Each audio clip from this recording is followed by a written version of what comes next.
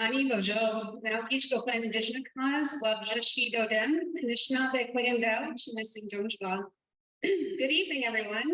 I'm so happy to be here tonight. I'd like to thank my nominators, Kimberly Kuzno and Melanie Monague, for nominating me for another try at council.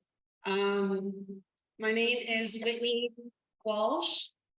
Fortunately, I was a little late getting my last name into INAC, so I am reclaiming my family name. I'm going to be going by Whitney Monague soon. I'm really, really proud of it.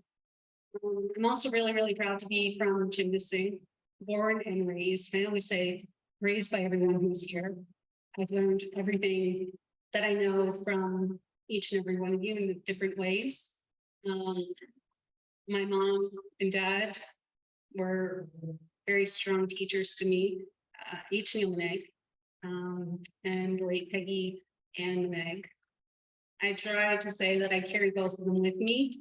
One of the parts of my dad, I do have that stubbornness to me, and also have that go against the grain kind of thing that I hold dear, even though it's sometimes frustrating for some people. But the other part I carry within my mom is her kindness. I always like to lead with that. And I talk that way because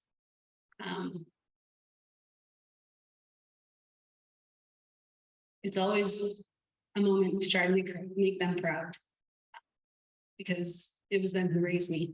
So without trying to get all emotional here, I'll try to get back on track.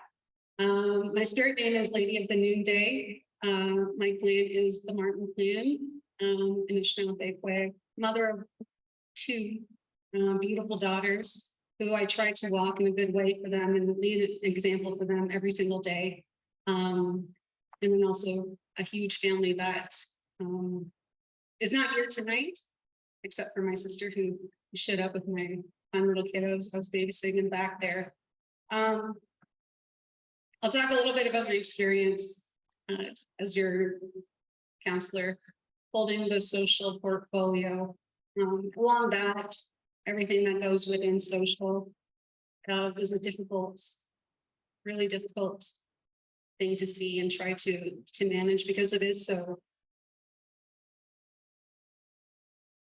There's a lot of things that we come to understand that is hurtful for a lot of people, and it hurts to try to, see all the things happening within the community that you can't really directly get involved in, because everyone does have their own life road. But then trying to find ways to change those barriers is one of the most difficult things to do. But I'd like to make an acknowledgement to the teams that we have working in our social services departments and all the other departments, because I got to get to know a lot of people in a different way, and the work that they've done with the planning and bringing out what their needs were was one of the first priorities. I think coming into this role was, you heard the needs and what they were needing. It was a difficult time because of the pandemic. We were just coming out of it, and still within those rules were still in place, but they really, really managed. And I think you see it with what they've done then. So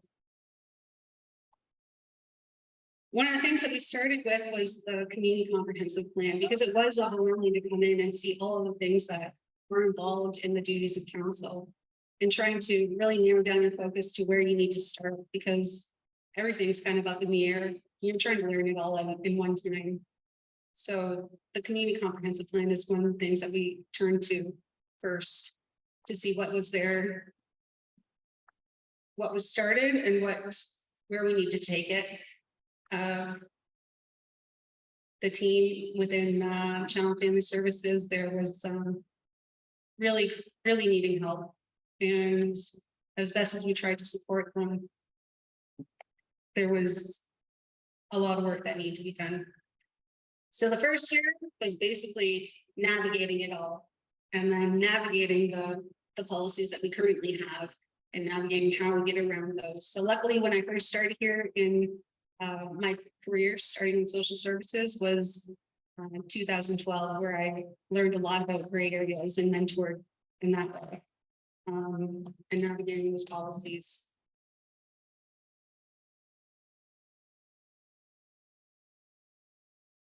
I restarted my timer, sorry. But where I hope to go from here,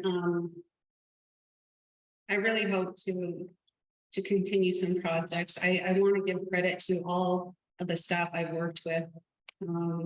Basically, the areas that I brought my focus to was in child and family services, and then also our community safety and security. And doing double with that is looking at all the issues that we have here, which is like completely difficult. You can't do it without the team. Without giving away too much, the plan we have moving forward for social services and child and family services is really looking at building those programs from new life right to the end of life, talking about what programs and services we currently have, starting from the infant, toddler, child, youth, young adult, the adult, to the seniors and elders. We reorganized all the programs that we currently have and then started with what we needed to implement. A lot of things that are missing were included in that plan. We did find the ability to bring it all together. There is an opportunity for capital to build a service, wraparound service, holistic of service, where it includes everyone, because family within our communities is not just those immediate, it's everyone here. And then when we're talking about fair processes, I know a lot of comments have come from what do we do about the really difficult stuff like drug dealing in the community. Those are hard things to get into. And how do we stop the harm not happening to the members who are here, but also finding love and kindness to those who are inflicting the harm. So it's a big balance of trying to narrow it down in that sort of way. For safety and security, we talked about what it would take now. We're out of the pandemic. We have our security gate. We found the pros to having that. And how do we move into an emergency, a state of emergency for the hard issues, the drug trafficking? If we're going to be implementing that, we don't want to. We're not targeting the ones who are suffering. We know the suffering is real and we walk with them every day. But if we're going to impose anything on people's rights, we want to do it with them in mind. A safe process means giving notice and using community standards. What's the standard that we hold as a community to say what we won't allow and what is hurting our families? The part that I'm getting into with that is all the things within social. You'll see in my portfolio list, a lot of it's the child welfare issues, the drug addictions, all that suffering.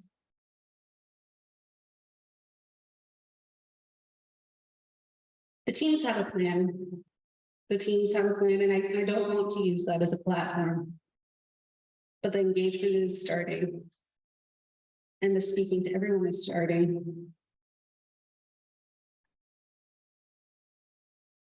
We don't want to use the same policies. We want to be able to assert our own jurisdiction as a community, what we have here, use what we know, and then start from there and make our standards what we know and what it means to us. You can ask any of these guys how much I blow into their spaces. They do so much great work all of our staff has been so, they're the second brains to when I'm going off into all kinds of directions. Here we are, maybe. So my priorities are listed on my flyer. I do intend to use my social media more to talk about this, but I wanted to get those important points out there. And I don't need to take any more time. But if you do need to want to talk more about the next steps, please feel free to reach out by email. Or you can contact me on my social media. You wish.